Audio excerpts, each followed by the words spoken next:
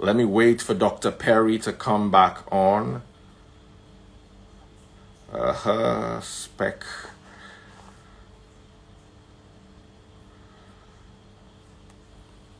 Sorry, network, guys. Network just took Dr. Perry out.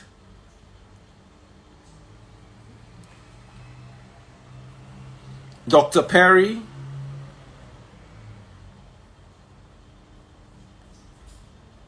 If you're there, Spectranet.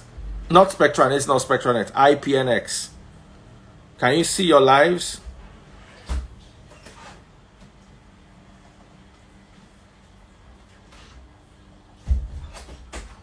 Yeah, Dr. Perry is back. So go live with Dr. Perry. Waiting for the radio. Okay. Okay. Sorry, it wasn't your fault. It was my network. IPNX just decided. All right, back. We're at the network. Good to be back. Good. Much clearer now. I think you're better when you stand. Yeah, okay. Now your voice is trailing off again. All right, can you hear me? All right, can you hear Very me? clearly. So continue Okay, what you were good. saying. All right, so RNA, the vaccines, what happens with them is you are introducing halfway along the journey. So you introduce RNA. So RNA is like it's like a template. It's a little bit of code that's written. So your body now reads that RNA and makes the spike protein out of it. Okay, so it now makes the spike protein, and your immune system is able to recognize it and, you know, develop neutralizing antibodies to whatever that code is. So theoretically speaking, RNA technology is, you know, is how do I put it? It's futuristic. Theoretically speaking, it's magical technology. On mRNA viruses, mRNA vaccines, personally. I'm sorry, you said what? Have you worked on mRNA? I've worked on mRNA, like, so the whole process of when you're dealing with these things, I'll just give you a breakdown, because this is what I did when I was doing my master's in molecular biology in Long Island University. What you do is you actually, so for instance, if I want to make a spike protein in you, I want to make an mRNA vaccine, for instance. What I'll do is I would just go online or go to wherever and buy the sequence of the spike protein. That's the sequence is in alphabets, and it's the greatest information. Our genetic material is the greatest information bank that exists.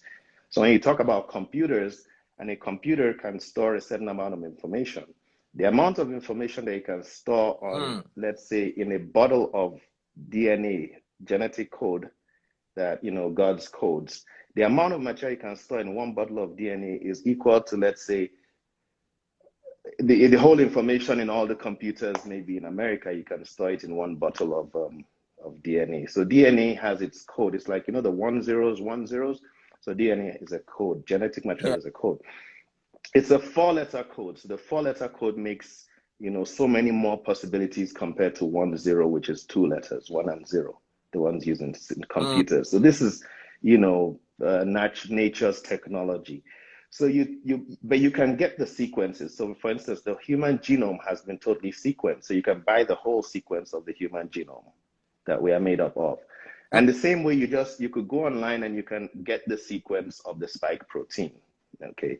So now once you have that sequence of the spike protein, you now give it to a lab. And these are the things we did when we had sequences we wanted to experiment on. You give it to a lab and you say, send me some RNA with this sequence. And that's it. They just send you in a frozen bottle some RNA with that sequence that you want. And then now you want to replicate that sequence. So it's alphabets, 4 alphabets. So they just put them together according to the same sequence that you have.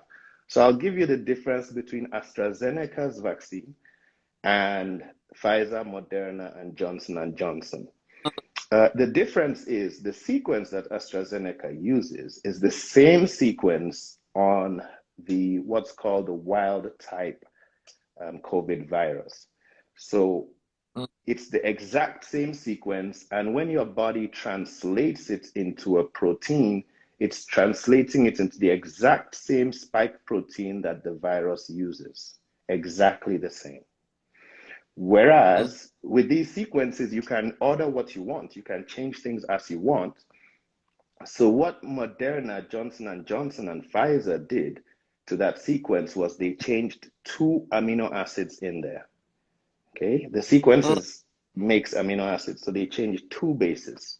Now, by changing those 2 bases, the spike protein that's made becomes different, a little bit different.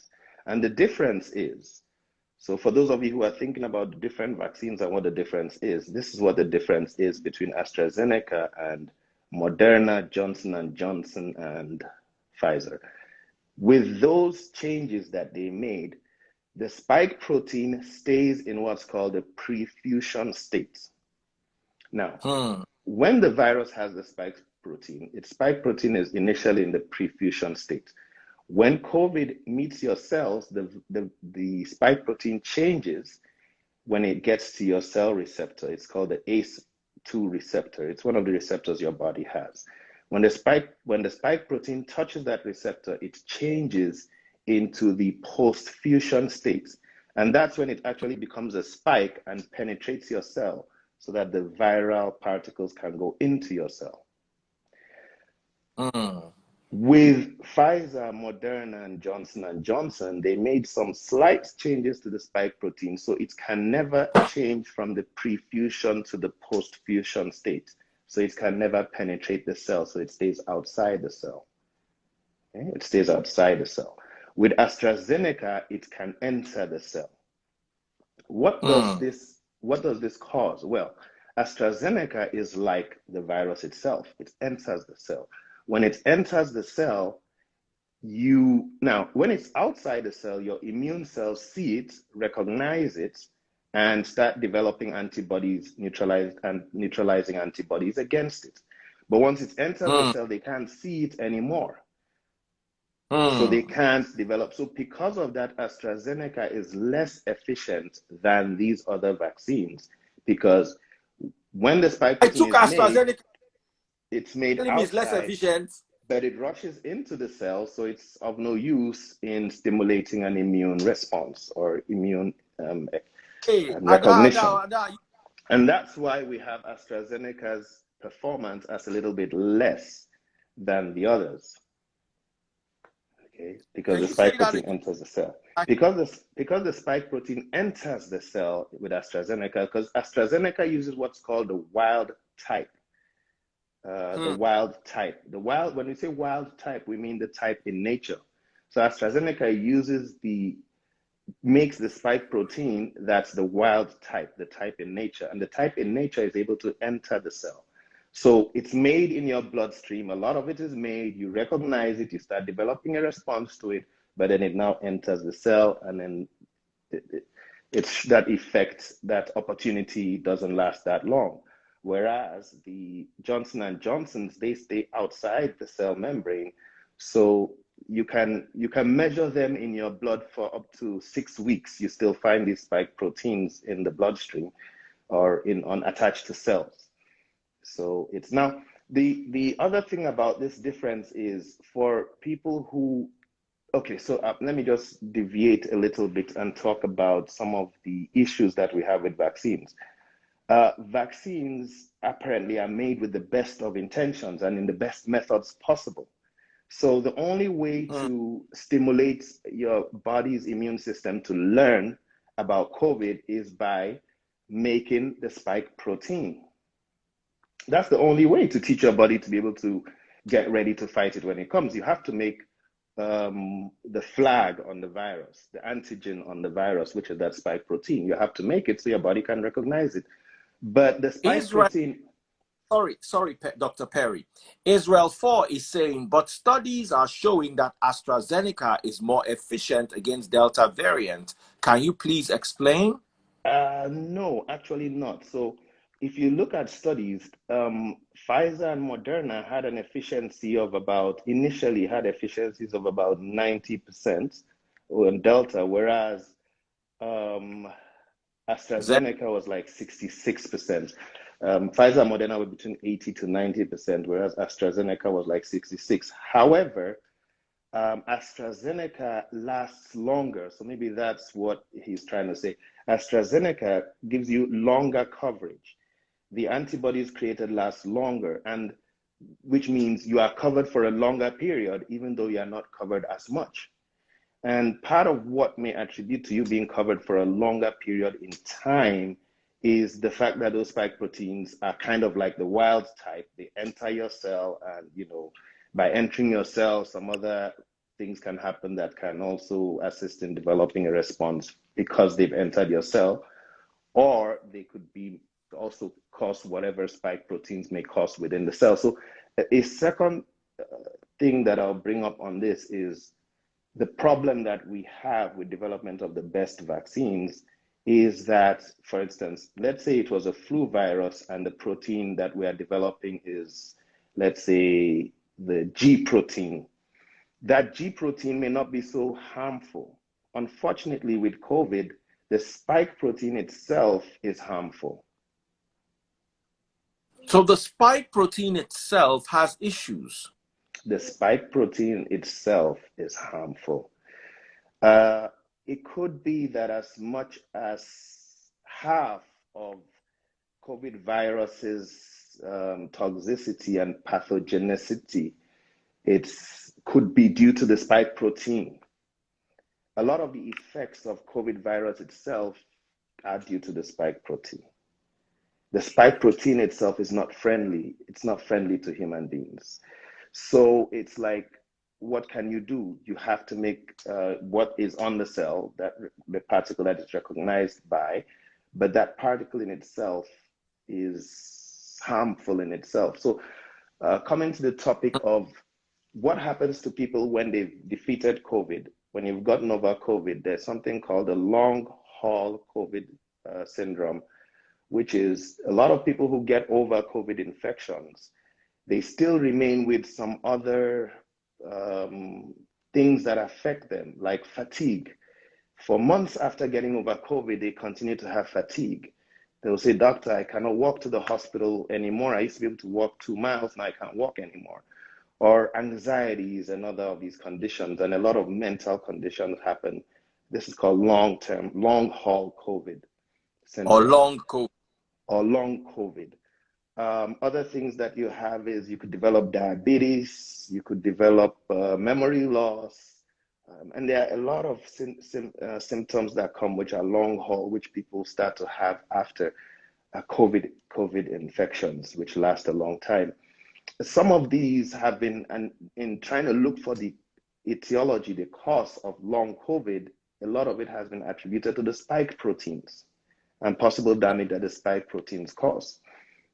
So a study by Texas Tech University actually found, the study was captioned something like "long time no see, beware of the dangers of the spike protein." The study actually found that these spike proteins cause genetic changes to your cells, and that's probably how COVID affects the lungs, because of genetic changes that the spike protein causes. And it was so bad that they said even after the infection, the spike proteins continue to cause, the genetic changes continue. So now when the vaccines are made to mitigate this effect, because it's assumed that, okay, the vaccines give you some trillions of mRNA, you make billions of spike proteins in your body, but they quickly get washed out. So it doesn't, but in some patients, the same long COVID symptoms have been found post-vaccination, the same symptoms. So the same tiredness, the same anxiety, the same, other mental changes. These things happen also post-vaccination because it's practically, for instance, with AstraZeneca, it's the same spike protein. With the other vaccines, it's the spike protein with a little change, but The spike, but the you know what the argument is that the spike proteins of the vaccines don't last that long in your body. So even though they bind the ACE2 receptor and could cause some problems, it doesn't last too long. But this is why we see a lot of, like, if you look at a lot of the vaccine side effects, if you look at them, you'll notice that they are identical to COVID effects. Like you could see bleeding, like with AstraZeneca, you have blood clots. How do you get these blood clots? It's because COVID binds to the endothelium, the blood vessel walls. COVID itself, when you get COVID, it binds to the walls, it forms clots, it binds to the receptors and causes damage where you get the clotting. But with the vaccine also, the spike protein sometimes binds to the same receptors and causes the same clotting. So you see that a lot of the side effects that you may have from the vaccines, like myocarditis and so on, are similar to the effects that you get from COVID itself because of that spike protein. Wow. You know. Wow. So in your humble opinion, which of the vaccines is the best? So far, we have Johnson & Johnson, Pfizer, Moderna, AstraZeneca. But before I even ask that, the AstraZeneca, the Oxford AstraZeneca, is it the one we're getting in Nigeria?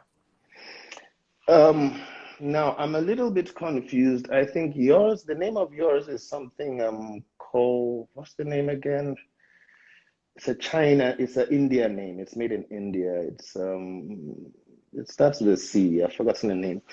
I do not believe the exact, probably the manufacturing process of the one in Nigeria is the same as Oxford AstraZeneca in the UK. And the reason why I say this is because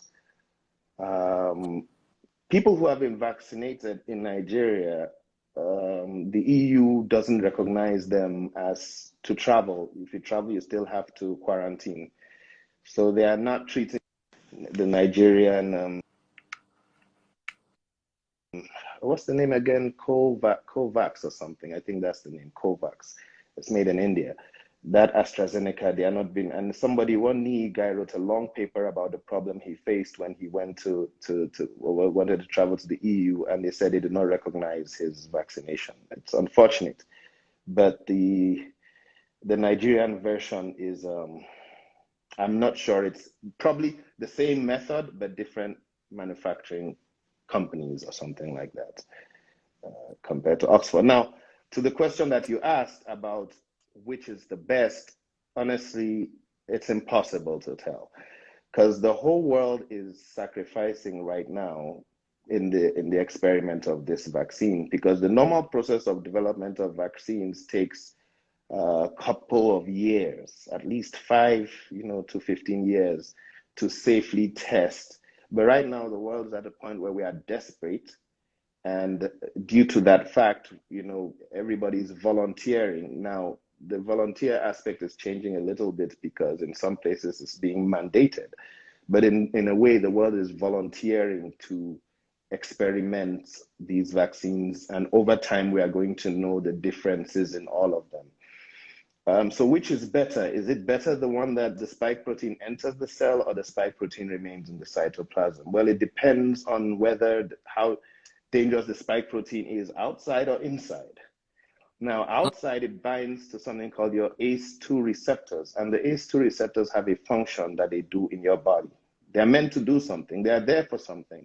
So when you make millions of spike proteins and they bind to them, your body neutralizing antibodies, first of all, are going to come and kill all the cells that they're bound to. So that's why you have the fevers and you have those things post-vaccination, because a lot of your cells are dying.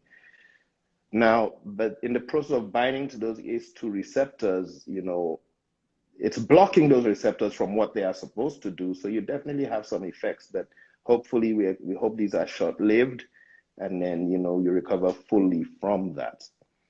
Now, for instance, AstraZeneca that enters the cell, possibly that may have less of those side effects and less, that's why it's less efficient, but you may have less of the side effects because it enters the cell and your cell breaks it down and digests it and gets rid of it. So it's basically impossible to tell at this time which vaccine is better. So for certain people and certain countries, they are combining them. Like you have Sinovac, which is the one that's made from China, from the live attenuated virus. Sinovac is popular, around the world. And in places like Denmark, they are combining, the government said, go ahead and combine Sinovac, a dose of Sinovac with 2 doses of Moderna and Pfizer. Or if you've taken a dose of Sinovac, add, either 2 doses of Moderna or 2 doses of Pfizer to it. Cambodia is combining. Singapore is saying if you've taken AstraZeneca, you can now take maybe Moderna on top, and so on. So everybody is basically, countries are playing around with it, and some countries are checking out which different combinations they can make that can elicit this strongest immune response. So I cannot tell you which of them is better, because when we talk about better, there's better in the long run and short term. Now, if you can't tell which is better, can you tell us which is worse? It appears currently that AstraZeneca is one of the worst. That's how it appears. In terms of efficacy and value for your money, Okay, so to say. So value for your money. What about the reasons? Let me reduce the strap of my watch. I just collected 2 doses. Ada? The reason why I'm saying this is because, one, its efficiency against the efficacy against the Delta strain is the lowest, and it seems to have the highest risk profile. By risk profile, what are the risks exactly? Like the blood clotting that a bunch of people have had. A few people have had. I didn't have any blood clots. At least I'm here. Right. So now the thing about blood clotting is there is blood clotting that is symptomatic, and then there's asymptomatic where it's just micro. It could be tiny. So I'm not trying to say anything, but it could be tiny, and when it's big, then you have a problem, but it could be tiny. So these things can't absolutely be said in absolute terms, but the body has a magical way of healing itself. So it's, hopefully can get rid of this. But, in terms of how effective is AstraZeneca, it has the lowest efficacy against the Delta strain, about 66%. Now, it lasts a long time, but it has the lowest level. And Pfizer also has a high blood clotting, I think, risk profile. So it shares that highest risk blood clotting profile with Pfizer, I think. So Moderna, I don't know. I can't say. They are all just basically the same thing. Okay. Let me ask him how long a dose stays in one cell. How long does a dose of Zeneca stay in one cell? On live with me on the radio is Ada Blessing, who also has taken a Zeneca shot. She's just taken 1 shot. I've taken 2. So what is your take on how long does it take? Does it last in your cells? So the thing is, the vaccine effects, for most of them, they kick off in about 4 days. They start making, for instance, the Pfizer and the rest, they start making your mRNAs. The mRNAs start making the proteins, it starts to spread.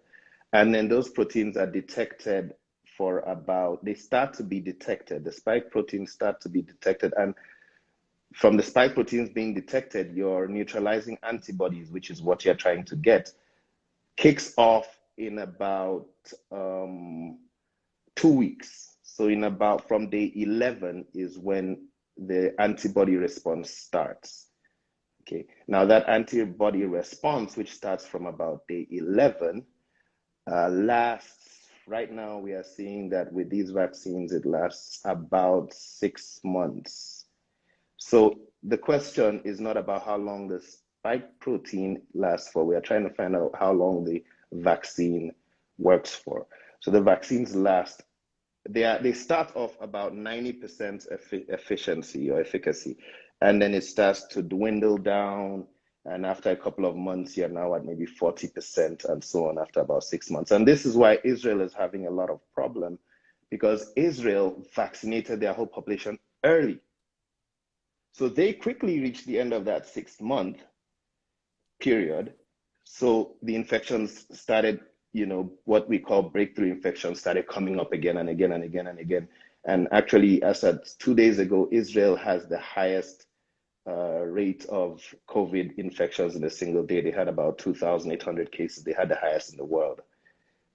And they are like fully vaccinated. I'm sorry? Despite the vaccination. In spite of the vaccination, they had the highest number of COVID cases in a day. They reached the highest rate because the vaccines have waned. The effect has waned out after that 6 months. So at the beginning of 6 months, you're about 80–90%. And then as you get into the end, you get down to 40%. And then it's, it's 1 month. This is August. No, September. No, September. September, October, November, December.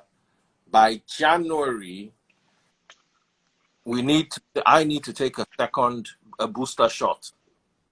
Right. So now, tell us about this booster shot business. So what we had said earlier was with the AstraZeneca, it seems you stay protected for longer, even though the protection is less. So even though you have maybe 66% coverage, you stay protected for longer with it. So maybe, we don't know yet. I'm not checked the latest data, but maybe it's 8 months or maybe 9 months. So maybe a little bit longer than we are having with the mRNA vaccine. Don't know which exact vaccine they gave us in Nigeria. No, they gave you AstraZeneca made in India, and it is the name is I think Covax, I think. Something like that, something like Covax. It's AstraZeneca made in India. Oh, wow. It's the same thing they gave in Ghana, because my mom got that in Ghana, and it's the same thing. It's AstraZeneca made in. So, you're protected for, let's say, about 8 months. Radio, we can continue on social media. We have just a minute. But it would be nice if we can take a couple of questions from the radio. Couple? Maybe 1 or 2. Okay, 1 or 2 is a couple. If we can get 2 questions from the radio, I'm sure radio people will want more questions. Tony Tetwila is watching me live. Tony, how are you doing, dear brother? All right, then. The studio line is 0700 993 993. Someone said, do the vaccines have anything to do with fertility? Hello? Well, from Hold on, caller from the radio. All right, okay. So on fertility, NPR radio, it's a U.S. radio station. Primary source of the virus is still out there. Even if we are vaccinated, doesn't it mean you can still get reinfected? Then second of all, since evolution is constant, does the virus itself also not try to adapt to the vaccine? Thank you. Okay. Okay, let's take both. The first question is, if I got it correct, if you've got the vaccine, could you get reinfected? Is that it, Ada? Yeah. And the second question he asked again? He talked about evolution, and then he asked if the virus can, evolve to now against the vaccine. Right. So I got both questions. So I'm going to answer the 3 questions. The first question that you asked me was on fertility. Answer them quickly. NPR radio, a radio station in America, they conducted some kind of survey. So they did a survey, or one of their participants had this survey, and they asked a lot of women.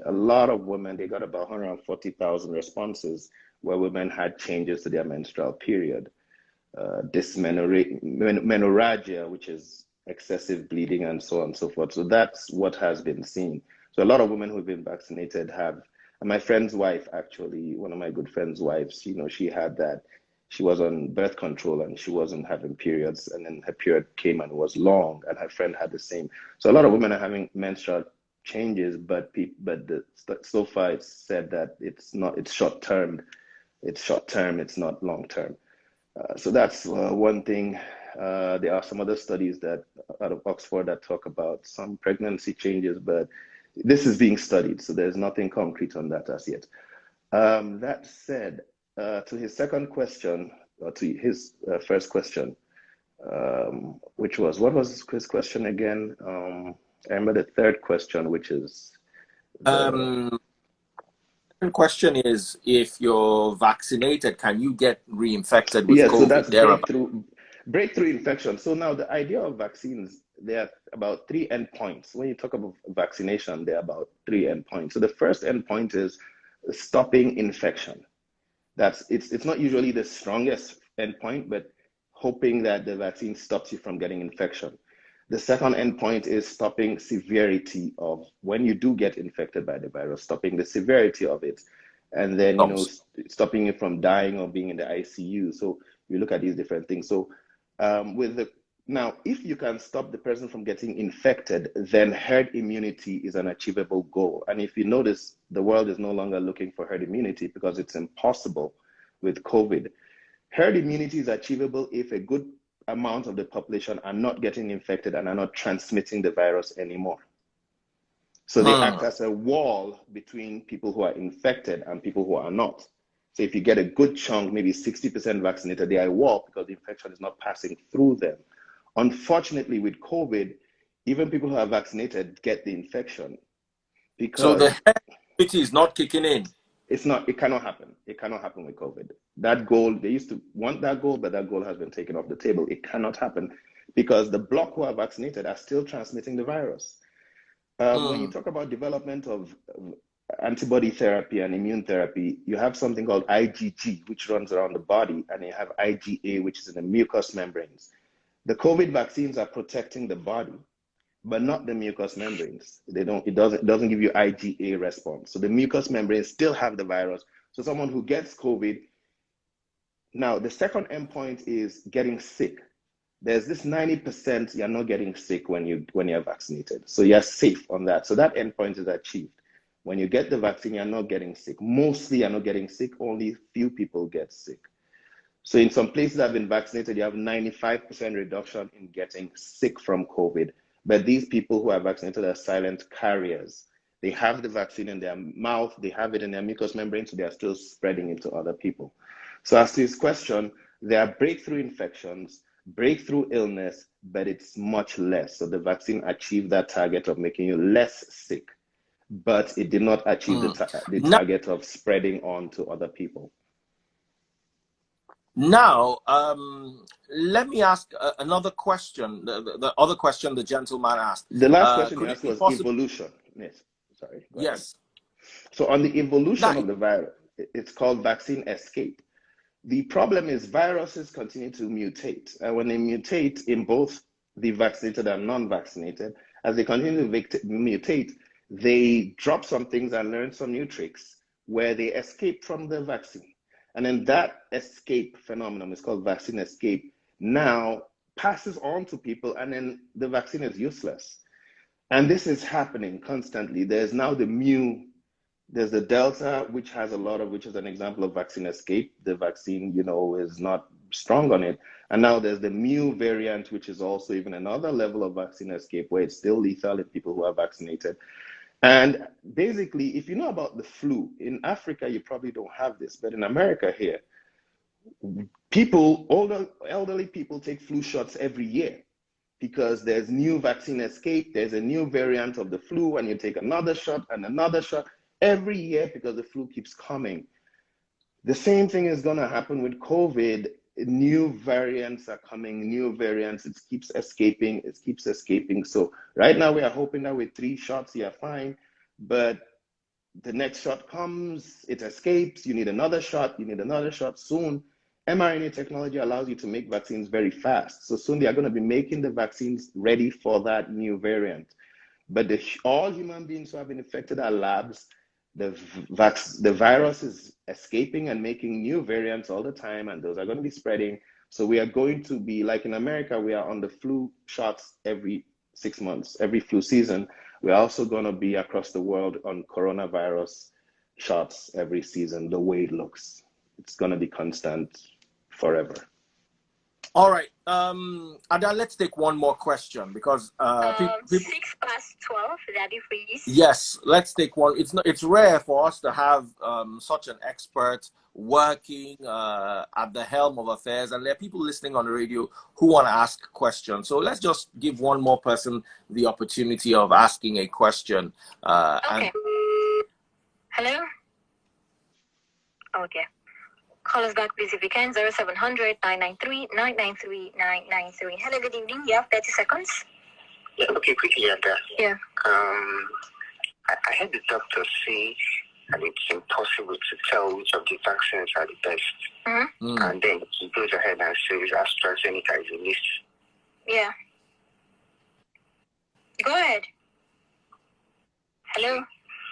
Isn't that contradictory? Okay.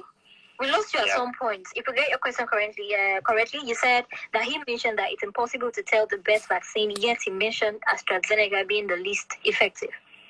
Yes, isn't that contradictory? And I want to believe that there is a standard of efficacy, like 90% of 100. This is an assumption. Okay. What's the difference between the standards, with respect to the various vaccines? All right. Thank you. Okay, please. Okay. I wish we had a better question because I got the question, and it's important because some of the things I've said people might not be understanding. So let me explain. In terms of efficacy and efficiency, when you talk about this, you say there's the how efficacious is it in protecting you versus the side effect profile. So when we talk about this, it's not one topic where you can say this is the best. So when you look at something like AstraZeneca now, for instance, AstraZeneca gives a longer term coverage. It covers you for, let's say, 8 months or maybe a year. I haven't seen whether they've gotten the data on that. So in terms of length of time, it covers you for a longer period of time. In terms of protection, it's the least. With the Alpha variant, it was the least protective, about 70-something%. With the Delta variant, it's also the least protective compared to Pfizer, Moderna. So it gives you the least coverage, about 50%. So based on that, and then now in terms of side effects, linked to its less efficiency because it moves into the cell, it may have a better side effect profile on the long run because it moves into the cell, or its side effect profile may be somewhere near Pfizer or something where it's, it happens to be. So all these things are being, it's almost impossible to say which is better, just to say now, that. I want to ask you a question. Are there any medications that have been approved for the treatment of COVID, just in case you don't have the vaccine, or just in case you have the vaccine and still got symptomatic illness? Monoclonal antibodies are approved. They've been approved since November 2020. Monoclonal antibodies simply means when you take the vaccine, your body makes antibodies. But they've gotten, like, there's a new one that was just made against Sotrovimab or something like that. That one was made from a patient who, was unable to be infected by SARS-1, one of the earlier SARS, because COVID is not a new SARS virus. It's from a family of SARS viruses. So a guy who was immune to it at the time, his antibodies, they use it to make this Sotrovimab or something like that. Now, but there are other monoclonal antibodies, Regeneron and so on and so forth. Monoclonal antibodies actually, once you are infected and they inject you with, infuse you with monoclonal antibodies, it has 80% protective coverage. So it's actually higher, scoring higher than vaccines are after a while. But these monoclonal antibodies, they are giving you the antibodies already that have been made. So they are just they are cloning these antibodies that work already. So instead of your body making them, they are giving it to you pre-made. So that's monoclonal antibody therapy. But the thing, and it's 80%, you're good. You're practically safe if you use them. Now, but the thing about it is, it's expensive. It's like $1,200 for monoclonal antibodies. So I'm not sure you will have it available in Nigeria. Now, a study from King Abdulaziz University in Saudi Arabia found thiamine, vitamin B1, reduced the mortality by 80%. So there are independent studies in different areas. Now, the FDA in America overrules everything and only proposes certain treatments. But there are studies that are, happen in different places where they found, thiamine reduced mortality in King Abdulaziz University by 80%. That's vitamin B1. So other studies have even found ivermectin, which has been largely condemned, which you guys are very familiar with. A lot of you have used ivermectin growing up in Nigeria.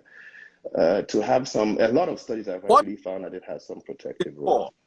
Remind me, what treatment for worms? ivermectin for?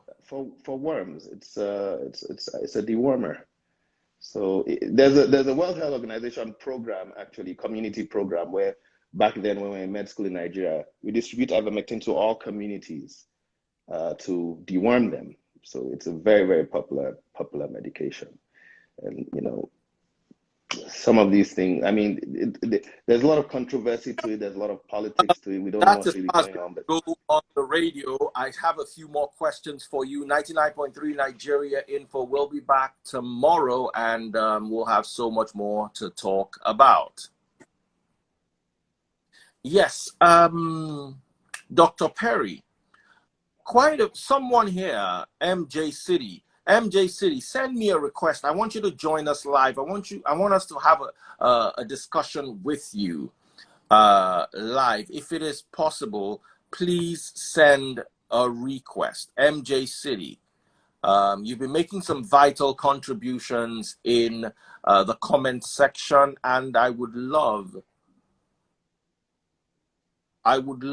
if you can come online. MJ City, please come online. Just send me a request. I want to bring you on. You've been asking some questions, and since Dr. Perry Brimah is here, it would be good because he went through everything: vaccine, sickness, and okay, I think that's him sending a request. No, not yet. MJ City.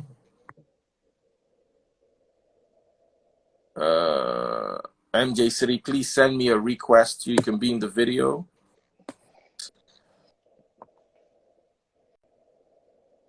A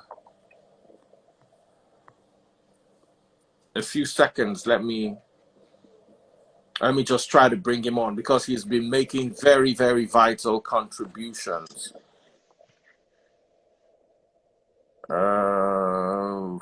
Request see all. Okay, I've seen him here. MJ City's right here. Cancel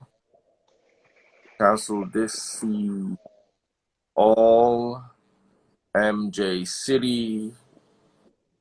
Fantastic. So I'm adding him to the live.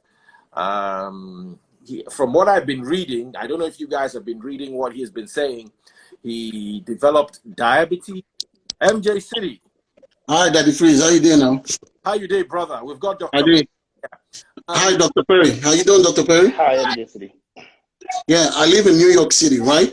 And first of all, when the virus started, right, I kind of got sick, very, very sick. And then when I got sick, I quarantined myself in the basement. And when I got better, look, this was my blood sugar level, 400 and something, fasting blood sugar level. Almost lost an eye and a foot. So the vaccine came out. As a first responder, I'm a New York City peace officer. I went and took the Pfizer vaccine. Didn't take 6 months. My wife, she's pregnant. She's due in November. She starts coughing one day because we've been very careful, you understand? So since I got sick the first time and then I got diabetes, like I think that was from steroid-induced diabetes because when they were treating me, the doctor gave me steroids, you understand?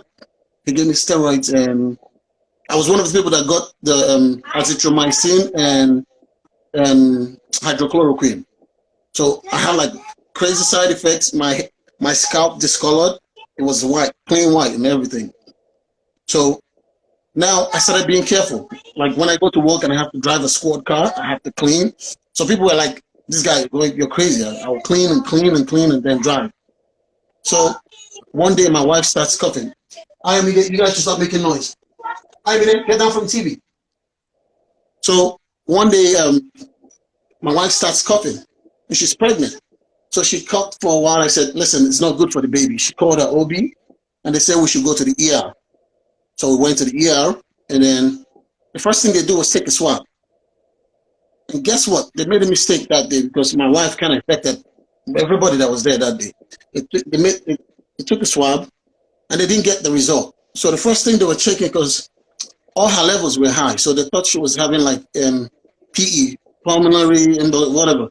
So they started checking everything, doing scans to make sure, to find out why her oxygen level was low and stats were high. So now they did an X-ray. I was scared about the X-ray. I said, "What's the effect? What's going to happen to the baby?" They said, "No, there's a little chances they're going to do the chest region." Now they wanted to do another scan. She had to drink something, and I checked on Google. They said like sometimes the kids might have cancer in the future. I said, "No, I didn't want that." I said, "Listen, she's coughing, right? Where's a coronavirus test? And what about a viral infection swab?" The doctor there, meanwhile, my wife has been coughing on the nurses and doctors and everybody. The doctor was like, did you do the coronavirus test? She said, yes. Mind you, we came to the hospital like 2 p.m. We came like 2 p.m. in the afternoon. And this is now like 2 a.m. So the doctor, they now sent to go get the result. Guess what? Everybody comes with a hazmat suit and everything. Oh, you're positive.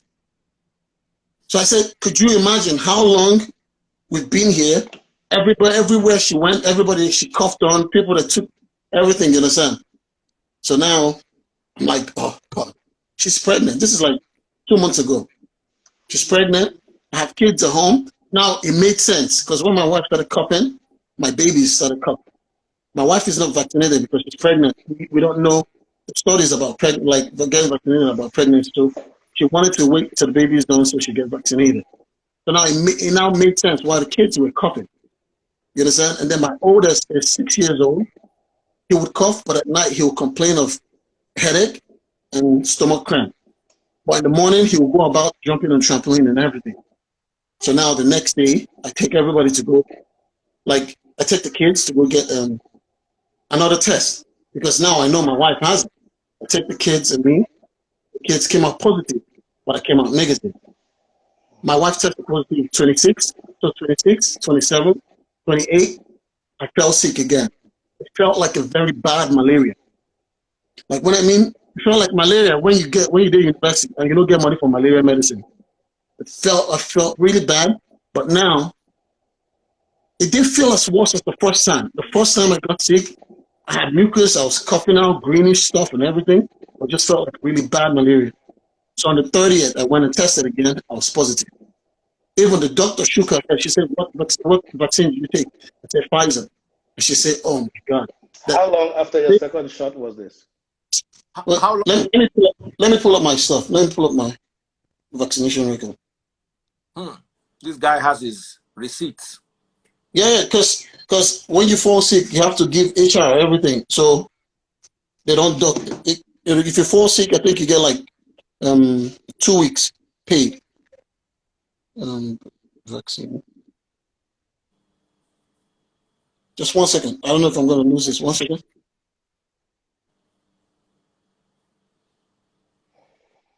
Wow, that's serious. Very serious, brother. You know, one thing that we've kind of noticed is a lot of times when COVID hits, it hits hard in certain areas or certain families. It just hits hard. Like in the British Virgin Islands, they recently got a wave of COVID. It's a Please, I got Okay. here. That's the vaccination record, and I got hold on. First shot was 3/26/21, and then the second shot was 4/16/21.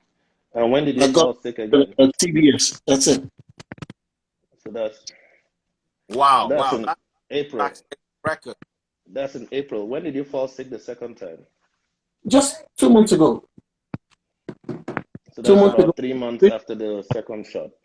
Yeah, and now since then, I've always since then I started checking my blood sugar level and everything. So now my question I wanted to ask is: Sorry. Is the diabetes become permanent or it left after? see, I'm just scared. Even if like at some point, like I changed lifestyle, changed everything, I started exercising and everything, but I'm still scared. I don't want to find out if it's permanent or not. You understand? So sometimes you just check. Those machines can scare you. There was a point I was so scared. I used to have like 8 different machines. My fingers, I don't prick my fingers either. I'll eat, I'll check every 2 hours. Everything I did, I check every 2 hours. So it started getting to me, so I stopped checking too much. You understand? But now The question I wanted to ask is, my wife is not vaccinated. She beat that thing like a champ. Now, the question I want to ask is, why is there why is there a little fertility rate in West African countries? Is there Very anything? good question. Is Why is there the anything? You say, Daddy Freeze, you know what's pissing me off is our country, we don't even have medical research teams that could go take this knowledge and go about it. Maybe our country would have maybe found a better source of cure. You understand? one thing you need to understand? One thing you need to understand, dear brother, is you see, there's so many people in Nigeria that have been killed.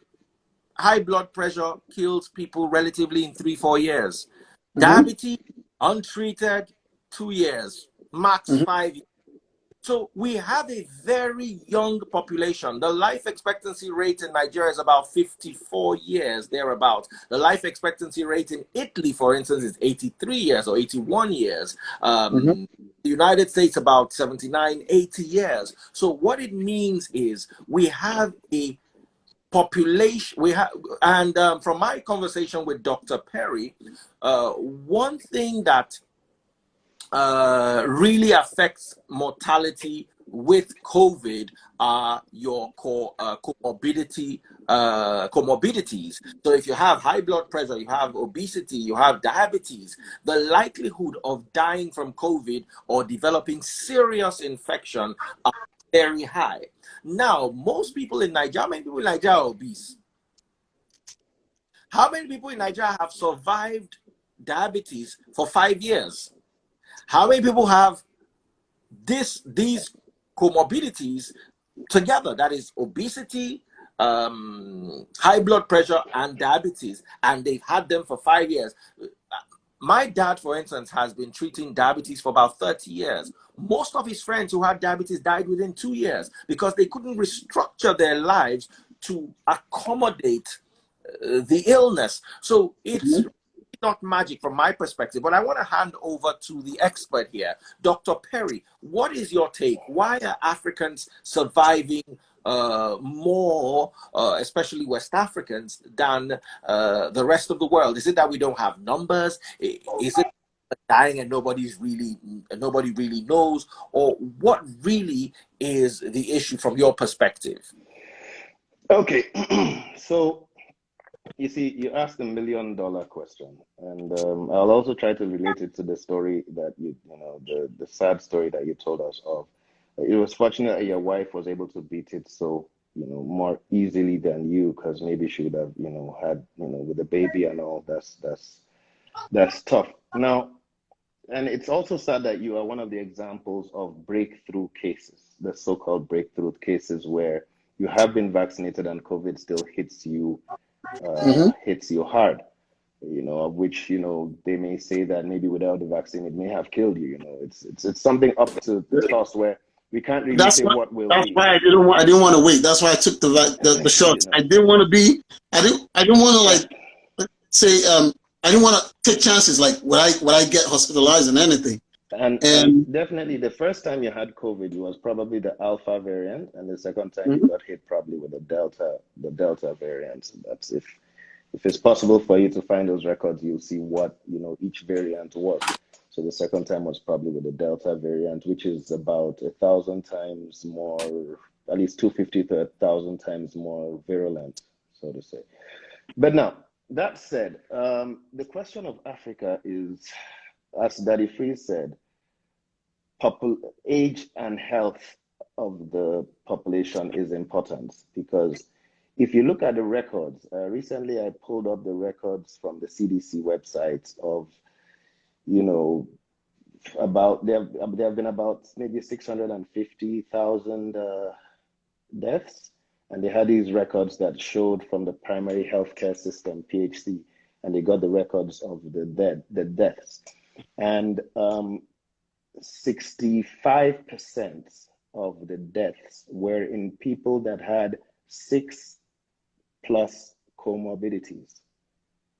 And when we're talking about the comorbidities, we are saying obesity, high blood pressure, anxiety, and stuff like that. So about 64% of the deaths had 6 or more comorbidities. And probably you wouldn't find that amount of comorbidity in Africa. Probably you wouldn't.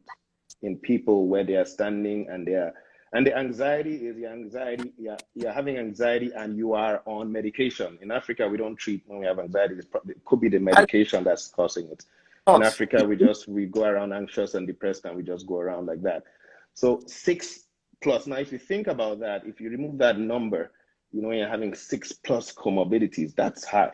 Now, 94% of all COVID deaths from a year's record on the CDC site, I'm talking of from March 2020 to March 2021, 94% of the deaths were on people that have 2 or more comorbidities. So if you don't have comorbidities, COVID is basically not going to kill you. Now, once you get to an older population, you have more comorbidities, as Daddy Free said. So, and then the lifestyle in America, obesity is a big problem. A lot of us are overweight in America. Obesity is there all over the place, and so on and so forth. So that's one of the possible reasons. But that reason alone is not enough to explain why Africa, and when we talk about Africa, we are talking about more of the middle, Western Africa down to the beginning of Central Africa. When you go to the south, COVID has struck harder. And when you go to the north of Africa, COVID has struck harder too.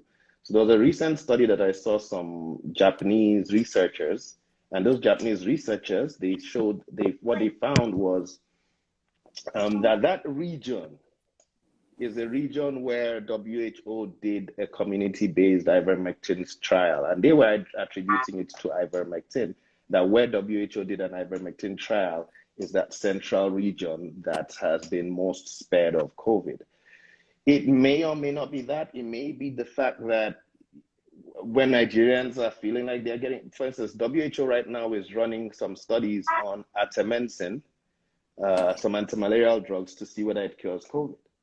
So it may be some medication that people are taking as soon as they feel sick in Nigeria and Africa, or that they already have in their system, that as soon as they feel hit, they are swallowing these things that have been refuted. They are swallowing them, and maybe, because you never know till something is fully tested scientifically, it may be some of these medications that people, because I know my friends, when my friends got sick in Nigeria lately, I know the pills that they were taking. They swallowed a bunch of stuff. Can you help us check this? Can you help us check this research? Because when I got sick, Google was my best friend. I was in the basement and checking. Some doctors, he has like a YouTube channel, and he discusses with other doctors, just like the way that the Freeze is doing right now. They said the African countries, they're suspecting that the BCG vaccine was kind of helping us. That's another one that people have said, that maybe the BCG vaccine still has an effect. So the different hypotheses people have had have included BCG vaccine. At first they had sunlight, but then you have California, you have Brazil that have sunlight. So sunlight kind of got ruled out. But then at the same time, vitamin D definitely boosts immunity and boosts your capacity to fight it. So you have BCG, you have vitamin D. A lot of people in Africa are swallowing vitamin D a lot now. Hydroxychloroquine, ivermectin, artemisinin. There's another doctor in the house. Hey, doctor. How you doing, Wally? And Hey. Dr. Wally, Dr. Wally, too many things. Guess what? I'm the only person in Nigeria here. I'm talking to Nigerians, but these are all Nigerians based in America, except for me. All in New York, too. MJ and Dr. Wally. Now, Dr. Wally also did some research on COVID, and he got an award from his place of work for a vaccine strategy. I don't know if it has been implemented. You could tell us. Yeah, and I mean, I'll shoot a question to Dr. Brimah. Is that your name?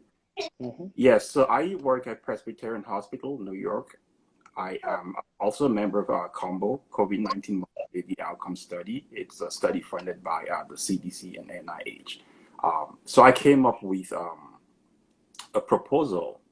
We tried to think about, giving Africans and low-income countries vaccines that are built on the construct of intranasal administration, and targeting like local IgA immunity. I'm sorry if I'm going too technical, But yeah, just for lack of better words, to break it down to simple terms so everybody can understand. But anyways, that was the proposal, and I think some companies started working on these. I think it's called AdCove.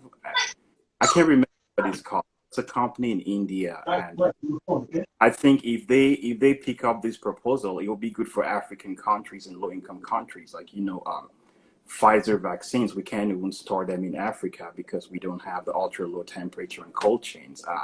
With the intranasal vaccine constructs, you could like literally store them in room temperature. Everybody could get vaccinated. So I mean, my question was what you think about that. But talking about the question the young man asked before, I can't remember your name. I'm sorry. I agree with everything Dr. Brimah said. I think one other thing that is a factor in Nigeria is the strain health systems, because we don't even have robust data reporting when it comes to people who have COVID. A lot of people are getting infected at home. I know people in Nigeria who had COVID and, they just stayed home. I know people who passed at home. They had COVID. There's no data. There's no, we don't have a robust health system recording all those things. So it's a lot of people who are going with infections. Sorry to interject. We also have the stigmatization of COVID. I know so many people. There was one actress. You can 6'1", 45 years old. You can't tell me that one person died on Monday, another person died on Tuesday, third person died on Friday, in the heart of COVID, and you tell me, and they're all above 50, and you tell me they didn't die of COVID. Even the actresses, look at what's his name, that legendary musician that just passed a few weeks ago. Only one blog said it was COVID complications. Everybody else said brief illness. So Africa has everybody. Look for instance. Look at Nigeria now. There are people dying. We've lost actresses, people in the last of months, but all you hear is brief illness. You see, we have a problem as Nigerians. We try to hide. We believe that if you say everything died of COVID, had bad luck, or the person, all the nonsense that goes around with us in Nigeria. Yeah, sorry to check you, but also a point. Please. Yes, and we will not really have an answer to this question until studies with large number of people are done in Africa. I mean, we could only have guesses here and there, but we need like very robust studies to see the. On the topic, just to interject, I am still convinced. For instance, if you look at India has similar demographics and social characteristic and social character as we have in Nigeria. And when they were hit by the Delta variant, they could not hide it. People staying at home could not hide it. I think even though our records are not accurate and stuff, we have not had the type of sweeping deaths that we had in New York, or that they had in Brazil. That's what I'm saying. We can't hide it. And we can't hide it. A lot of my family are doctors in Ghana, and Ghana actually operates a little bit of a better system than Nigeria. And we speak with the doctors over there in the field and stuff, and they have these, trickles of patients that come in with COVID. It's trickles. There's no kind of, in New York, we had about 50, 60,000 deaths. And that is in spite of having the kind of, hyperbaric oxygen therapy and all of that we have. So now when you're thinking about people are not even getting access to oxygen and stuff, we would have been hearing stories of people choking and dying gruesome deaths. That's what I wanted to say too. That's what I wanted to say. And, Togo, and, we wouldn't be able to miss these. We've been relatively spared. Mm-hmm. Absolutely, and that's why I say we'll just have guesses here and there. We need like very robust studies in the future to really see what's the underlying cause of those cases not being blown up in Africa compared to like the global north.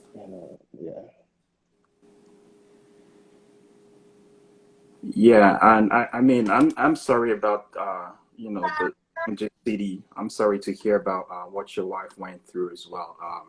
I'm currently working on this COVID-19 mother-baby outcome studies at Presbyterian.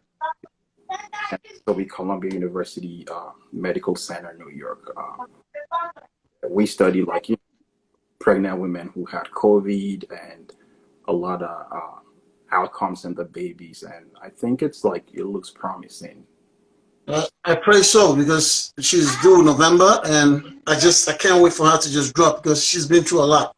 Yeah, It from was scary. Like it was scary that doctors, all they gave us was go home, and if your oxygen level goes below 90, come back to the ER. The nasal intervention is definitely excellent. You know, nasal sprays and stuff, because that's easy application. It doesn't take any kind of specialist, so you can easily go into rural areas and stuff.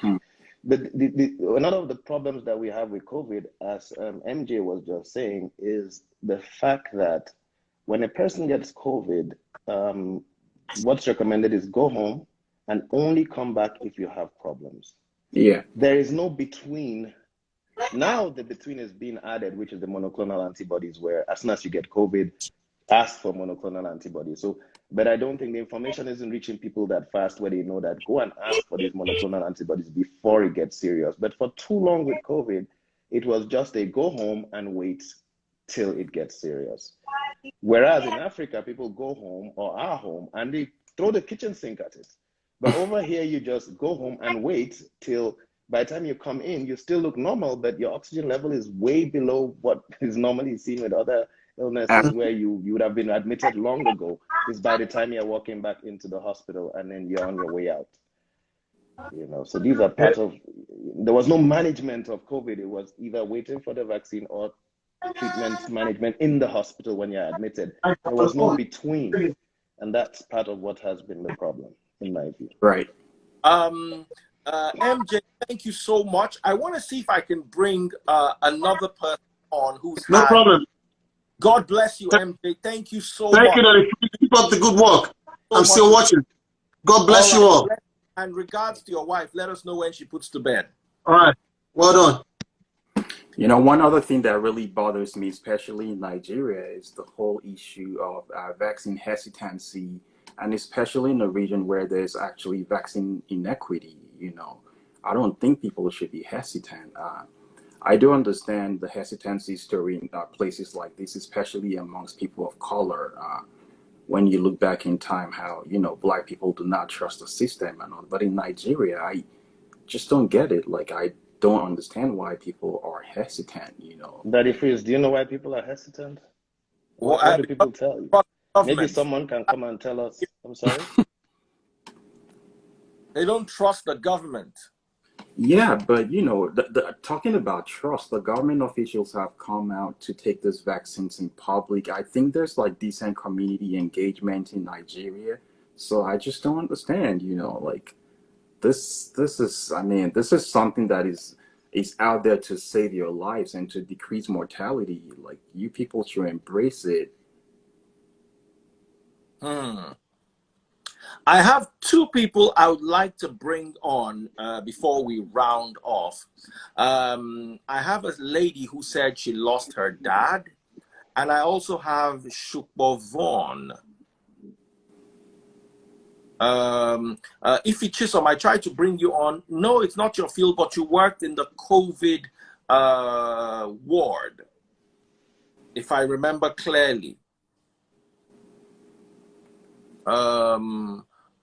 Okay, so let me bring Shukbo Vaughn up right now. All right, Shukbo Vaughn.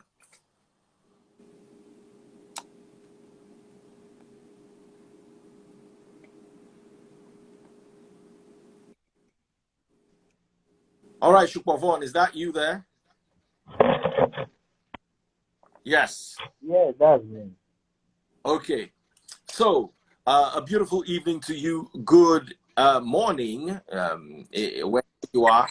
You said, from my conversation with you, your dad had been vaccinated once or twice. Had he taken both shots?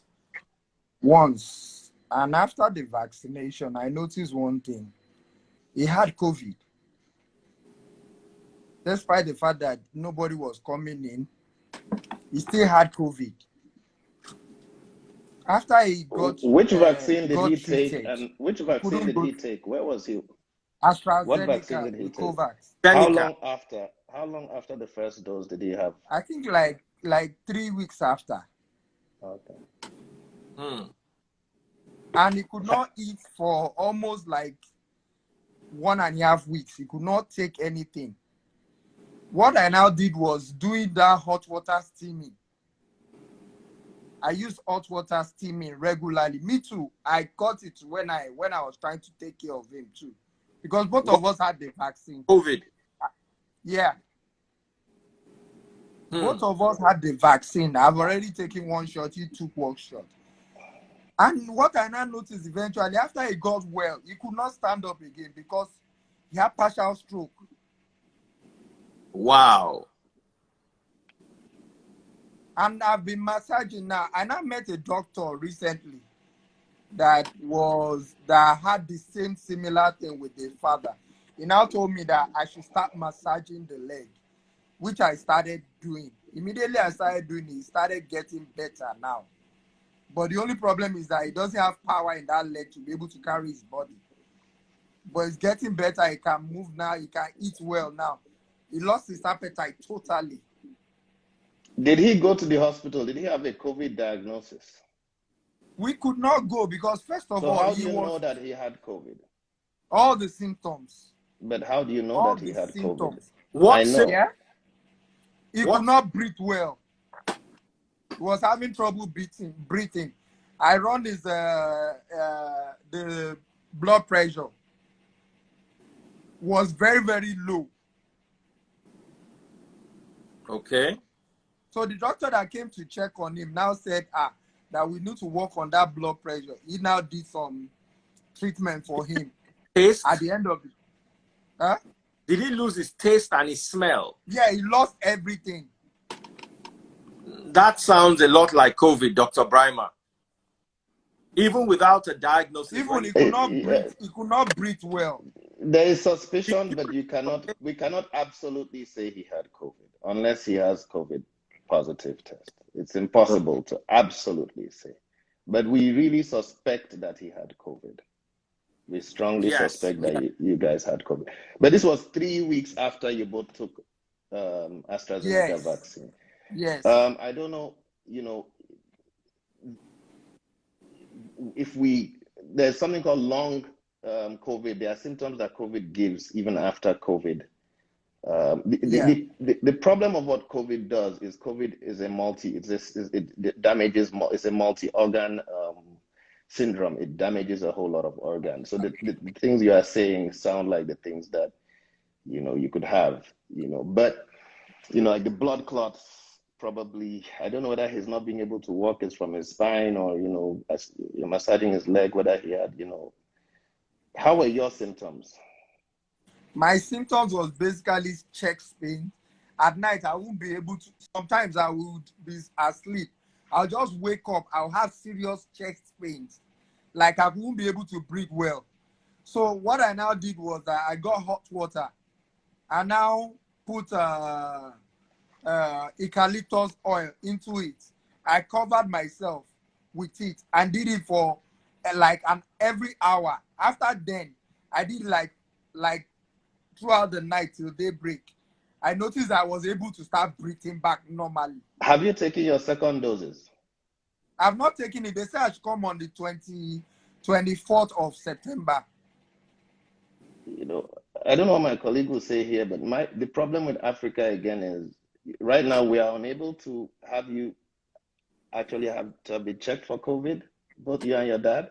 There's no test. We are also unable to check you for vaccine side now, effects. Dr. Because Perry, you may be suffering from either point. COVID or vaccine side effects, but we don't know which it is. And Dr. Wali, do you know my point? How many people if not for the fact that Shupavon is a member of my church, in my church we teach people to be open, we teach people to speak out. If he were a regular guy, he would just say his dad had malaria or his dad had stroke and he also had malaria. This was no malaria. This was no He malaria. is suspecting COVID because he's open-minded. Do you know how many people will keep quiet and say, don't go and say it so they don't throw his body in the evil forest? You know the way Nigerians think. So one of the reasons why you think many people are not dying from COVID is the fact that we don't have data. Ify Chisom, I wanted to bring her up, even though she said COVID is not her field. One of the reasons is that you know someone died of COVID. You know someone has COVID when they die of it in Nigeria. Yeah. Or when they recover. And then they say, Yeah. God. Now, another thing you need to understand is, look at his dad, for instance. There's a very high likelihood that he had COVID from all the symptoms. There's a very high likelihood. There's something Nigerians are not taking into consideration, and that is long COVID. I was reading about Lewis Hamilton, for instance. Lewis Hamilton almost fainted on the podium 8 months after he survived COVID. Now, in Nigeria, we think that once you've survived something, it's over. Sometimes it's actually better I'm still having side effects up to now. That survive COVID as a breadwinner and then be bedridden. You go from breadwinner to bedridden. I know. But you survived COVID. I don't know if you understand what I'm talking about. I know have people I've spoken to personally who have had enlarged hearts, renal issues, diabetes. These are all long COVID. Yeah, and you know, so you see, we live in a country where people are highly ignorant. They will not wear masks. They will not social distance. They will not take vaccine. They will not even take the ivermectin that you're suggesting that is preventive. They just believe nothing happens. They get the COVID. A few days later, they get up and they're on and about without knowing the damage that is being done in their bodies. So, on a parting note, thank you so much, Brother Shukbo. There's one I want to also bring on here, and we round off with her. She also had a similar story. I was reading the messages while Brother Shukbo was talking. She said she lost her dad within 5 days. They said it was pneumonia. The doctor said it was pneumonia. But at the end of the day, he had to be on oxygen. Sounded very much like COVID to me. And of course, no COVID test was run, which in my humble opinion is somebody just commented that she's been struggling, or they've been struggling with loss of smell and extreme fatigue since last year, since COVID. This is a long haul. I think part of what's happening in the world right now, which is very unfortunate, is there's just not enough information being dissipated to even physicians out there. Talk less of in Africa. Long COVID is established. And we have people who are starting to find ways to manage long COVID in America right now. But this information has not been passed across to people, across the medical, field in Africa and stuff. There's no management for long COVID or long post-vaccine syndromes. There is no management standard of care the WHO is not providing this information. So, it's not fair, I think. It's not fair. Also, just in addition to the long COVID and post-COVID syndrome in adults, we should also think about the multi-system inflammatory syndrome in kids as well. They're not left out.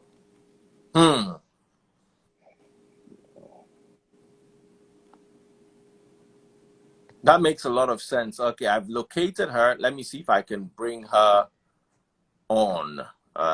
Abby baby, I just sent you a request to join us. Baby, is that you? Yeah, it's me. All right, my sister. How are you doing? I've been reading your comments. So my father-in-law, 6 days ago, he started showing signs of he couldn't breathe properly. So we took him to the hospital, and the doctor put him on oxygen and said he diagnosed him of pneumonia. Did he run a COVID test? We asked them to run a COVID test. They said they were going to run it, but their oxygen is almost finished, that they have to send him out of the hospital to a general hospital. And he made a statement. He said if he goes to general hospital, they will just assume it's COVID. But they would not agree that it's pneumonia and he might lose his life. So we're like, okay, leave him here and do everything you need to do. Run the test. They said he had enlarged heart. He was coughing out mucus.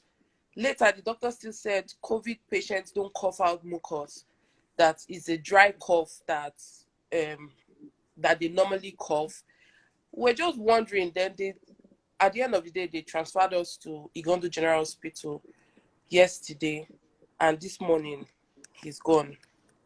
They didn't run any tests. They didn't do anything. So there goes your theory, Dr. Perry. Nigerians are not dying of COVID. There you have it. He couldn't taste. He couldn't smell. But it's terrible. I'm so so sorry. sorry to hear. I'm so sorry. So sorry to hear that, AB. And thanks for sharing your story. I'm so sorry. I'm so sorry, AB. I'm so sorry about this. I'm so sorry. Nigeria do better. You see, now, Dr. Perry, now that you are joining us live, you can see that it's poor lady. She couldn't even stay. You know? You can see that the thesis that it's not really hitting Nigeria hard is a fallacy, in my humble opinion. It's a fallacy. I live here. I ask a lot of questions. I know so many people who survived COVID. I know so many people who died of COVID. There was someone who I heard on the news died of COVID. So I picked up my phone and gave the daughter a call, because the daughter was my friend. She, being raised in America, said, my dad died of COVID. So, and I mean, we've also had, we've had prominent politicians and people in power who passed on from COVID, I just think the health systems in Nigeria have to be reformed to something more robust and, something more for the people, because the systems are just completely strained, All right. I want to bring one more person and this. Dr. Perry, you're going to have the final say. What do you advise? Okay, somebody else here. Hello? I'm sorry. Hi, Dr. Freeze. How you doing? Hi, how are you doing, bro? I'm good. I just decided to just come outside a little bit. It's getting dark over here. Okay. So Dr. go Freeze, ahead. How you doing? Very well. Okay. And Dr. Yeah. Perry So and Dr. Wale. yeah. So hi, Dr. Perry. Hi, Dr. Wale. Hey, how you doing, man? Yeah, I'm good. So I follow you, Daddy Freeze. So I'm based in Florida, in America. It's getting like it's getting late now. So it's pretty good, pretty much evening. So the thing about COVID is yeah, they say it's not real. They say COVID is a scam and all of that. But the truth of the matter is people are dying in America. Believe me. If Nigerians think that they are not dying, people are dying in America. I know people over here in America who have died from COVID. I was watching the news the other day. Cases are rising up and all of that. So I think Nigerians are a bit negligent of the thing. I just feel that the awareness of the seriousness of COVID, should be taken seriously. When you're out there, you should wear your mask. But the vaccine is something that I don't like debating. But if people are disputing the genuinity of the vaccine, just do your part by wearing a mask, social distance. Just keep the preventive measures. But like I say, I don't like publicly, debating the issue of the vaccine. But COVID is real. That's just the point. COVID is real. Yeah, it is. It's real. Thank you so much, dear brother. Thank you so much. Yeah, you're welcome. Very well said. Ama Ogechukwu said, a colleague and I had pneumonia, and less than 5 hours later for me, I had another test that came back as COVID positive, I beg your pardon.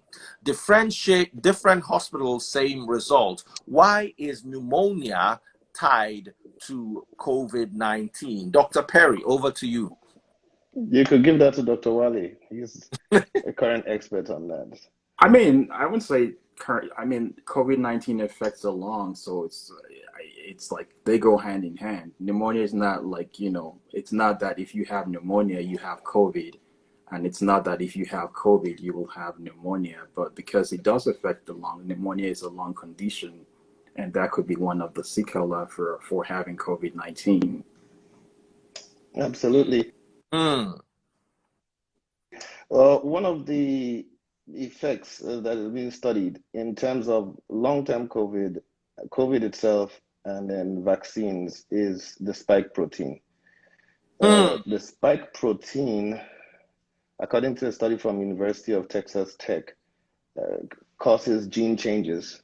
These gene changes, they attributed it to long COVID and also to the way it affects the lungs.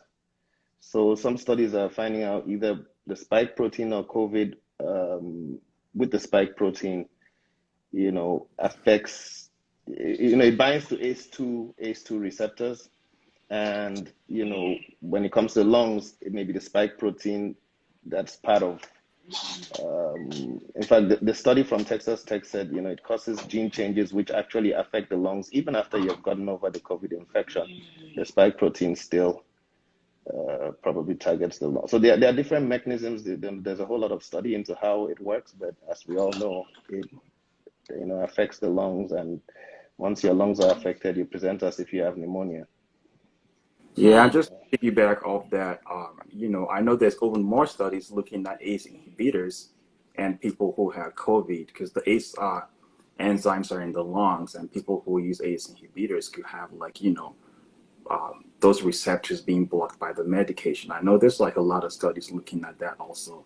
So just like what you said earlier, it's unfortunate we won't really have answers to a lot of these things till a lot of studies are done, and that might take a couple of, you know, months or even years, because, you know, we might have to do like a lot of prospective studies and have a decent amount of time for follow-up.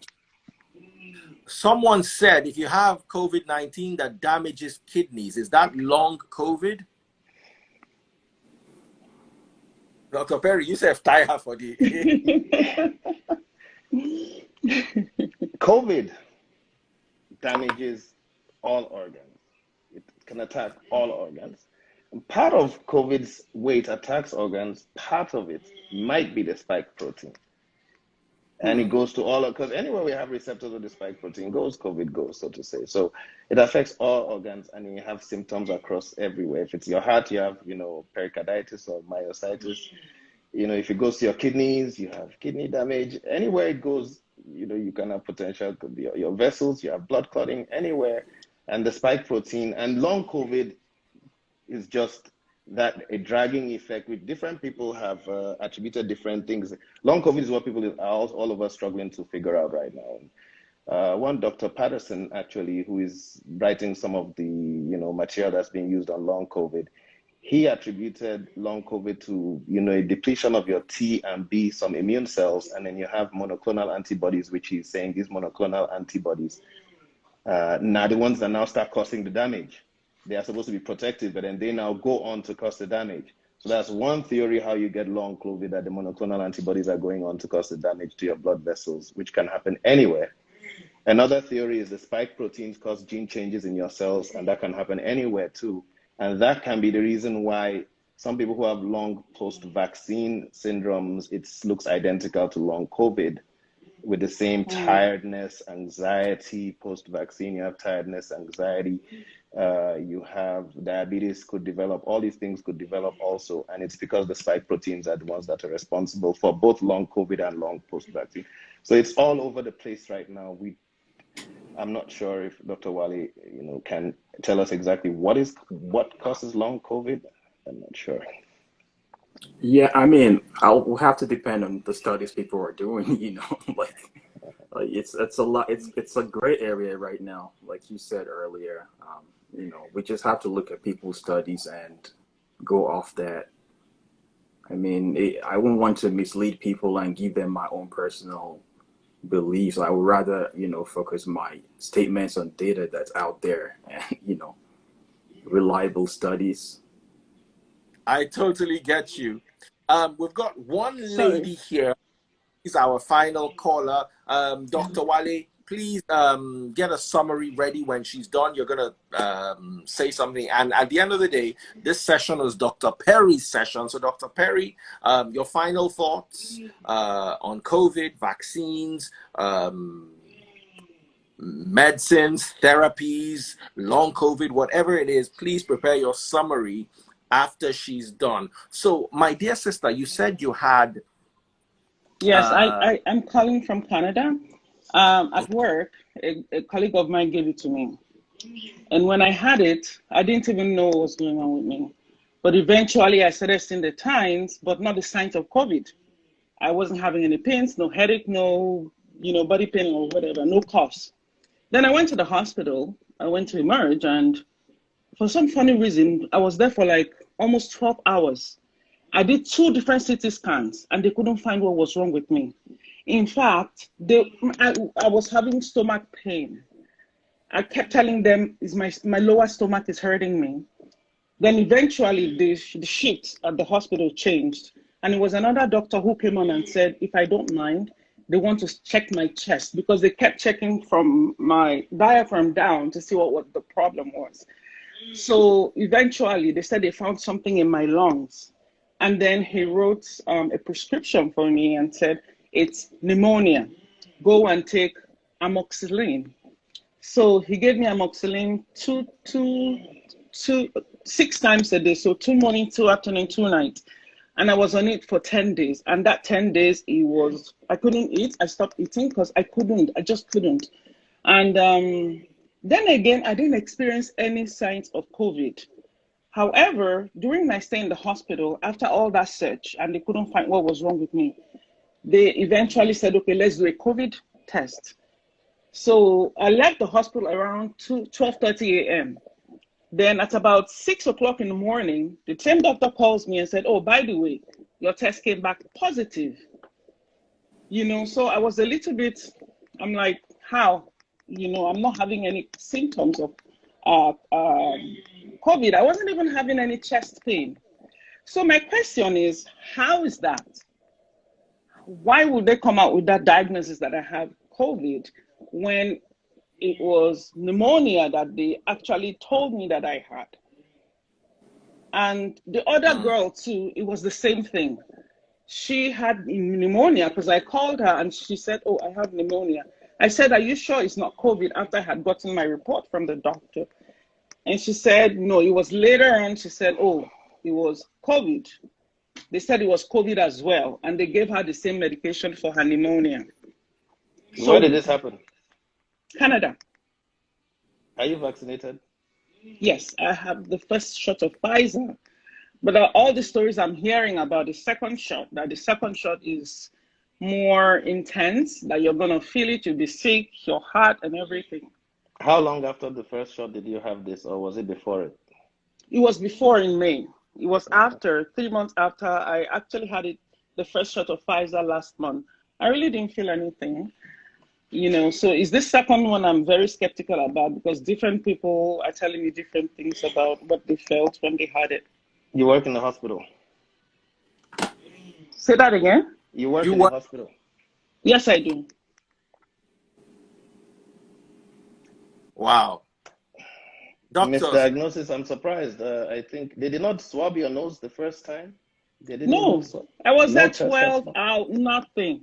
They were doing unusual. CT scan, different tests, blood. They took my blood. They came back and took it so many times, and they didn't find anything. It was the last doctor at about 10:30 that she did another scan. This is surprising. I think part of the, with her presentation, a COVID test would have been done, rapidly. Yeah, definitely. I would say presentation. But remember, I wasn't coughing. I had no fever because even at work, if you come, you're going to check your temperature. That thing right? is a, That's one of the things we check. But I don't even think that is, The healthcare system here is not perfect either, like Nigeria. It's not perfect. real quick, we're rounding off now. Ify Chisholm asks, can you throw some light on COVID-induced psychosis? Dr. Perry, over to you. So when I was talking about long haul COVID has about 54 symptoms that are attributed to it. So the most common of them are when you have headaches, you have attention disorder, you have hair loss. I think MJ was saying something happened to his hair, I can't remember. You have fatigue. Then you have other things, which you have psychiatric presentations of long COVID, which include memory loss, any kind of psychosis. So you have, then you have the other ones, which are the diabetes, you have the myocarditis, arrhythmias, digestive problems. It's all over the spectrum are the things that come with, long COVID. So psychosis is part of the things that, different psychiatric effects are part of the things that you have with long COVID, which I think earlier I was saying, I think that Dr. Patterson says monocytes, actually. Monocytes may be responsible for some of the symptoms. Researchers are looking into what causes all this plethora of, symptoms that happen in people. But I'm not sure if Dr. Wale can tell us why, but it's being studied how these effects happen, but it goes all over your organs, everywhere. Yes, just like you said, we have to rely on data and the research. Like, we don't really have like textbook explanations yet on a lot of things that, happened because of COVID. We just have to wait for all this. A recent study actually said 70% of people with long haul have reactivation of Epstein-Barr virus, that they have an Epstein-Barr virus infection happening at the same time. And that may be what is causing the fatigue and some of the, encephalitis, some of the symptoms that happen. So basically, how do I put it? When you talk about something like HIV and AIDS, it's a syndrome and it can affect everywhere because your immune system is attacked. So it affects everywhere. With COVID, we are having something similar where, it can affect everywhere because, the way it goes, it just attacks your different systems. Yeah, and it's so novel. We don't really have that high number of people in studies to base all these artifacts on. So it's such a complexity on its own, All right. So, Dr. Wale, parting notes. Yeah, I really enjoyed the discussion today. I am personally an advocate for health equity, especially in underserved areas, which Nigeria unfortunately falls in. And I do understand how the health systems are strained, like I was saying all through the conversation. And COVID is real. I believe that embracing the vaccination in Nigeria, people going to get their vaccines is their best bet. We can see like there's a whole drain of the doctors currently in Nigeria. Everybody's moving out of the country, going to the Arab Gulf. This is also going to further strain the health system. So please, everybody should be pro-vaccines. This is the best bet, and I believe it will reduce the mortality of COVID-19 cases in Nigeria. All right. Thank you so much. And finally, over to you, Dr. Perry.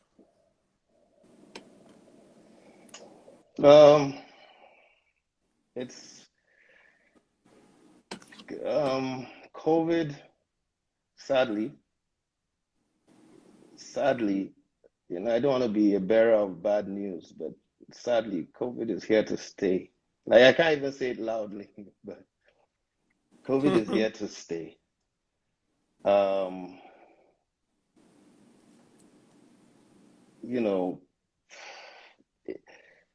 People should keep being informed. I think one of the good things I dare say that COVID has done, it has increased a whole lot of the world's, attention to health, in general. Everybody is getting more informed, more knowledgeable. Someone like me, I found out the value of something like vitamin D, and I found out I was highly D deficient. And more than, let's say, 50% of America is vitamin D deficient. And vitamin D helps with my balding, so those of us getting bald, vitamin D helps with that.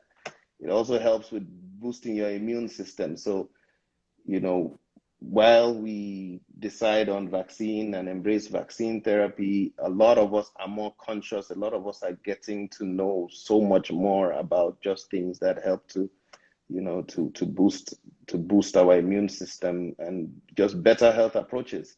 When you just find out that 64% of COVID deaths in America happen in people that have 6+ comorbidities, then we need to embrace a health focus in America, and on better healthcare, reducing comorbidities, reducing all these underlying illnesses that we have, because that would reduce death rate.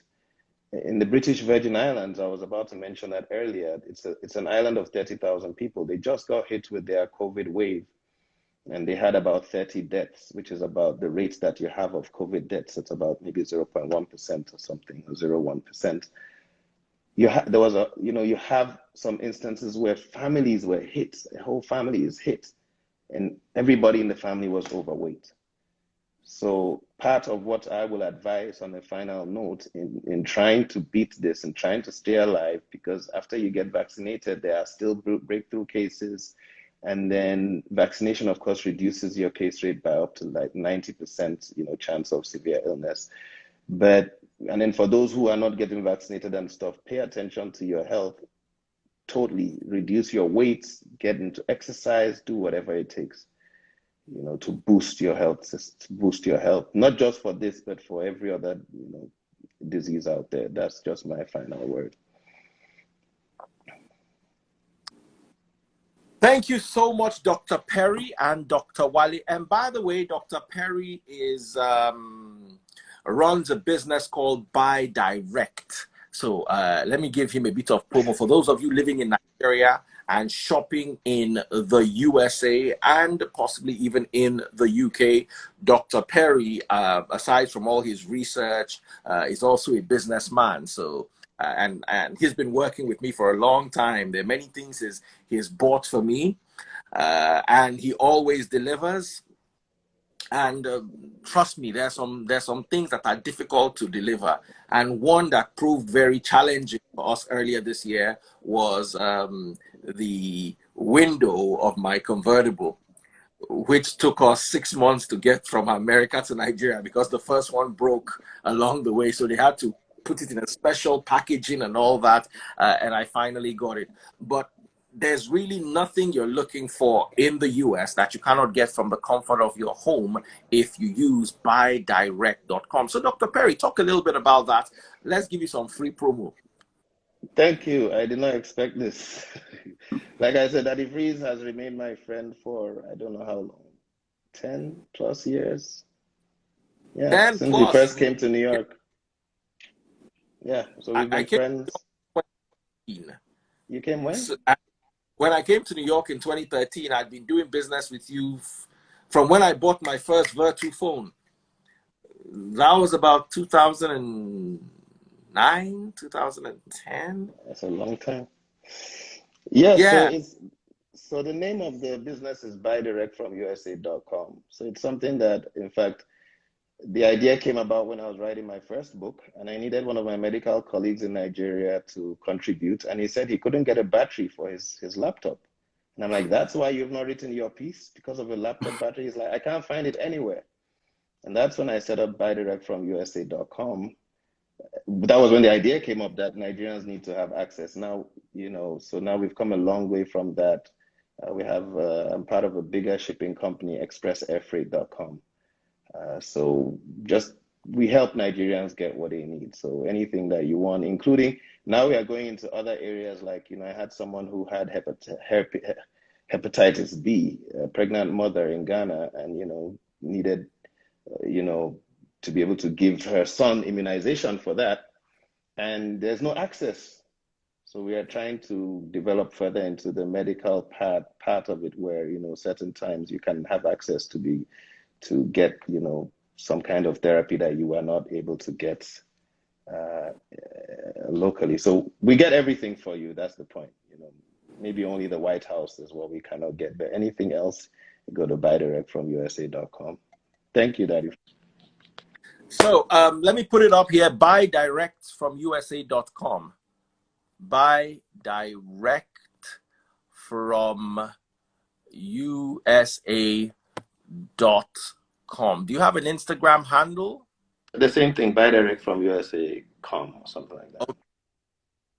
So they could go to the Instagram and that's fine. Buydirectfromusa.com. Okay. Let me put it up so people can see it. If you're interested in getting anything from the US, let me just get it. Buydirectfromusa.com. Okay, let me put it up here. Buydirect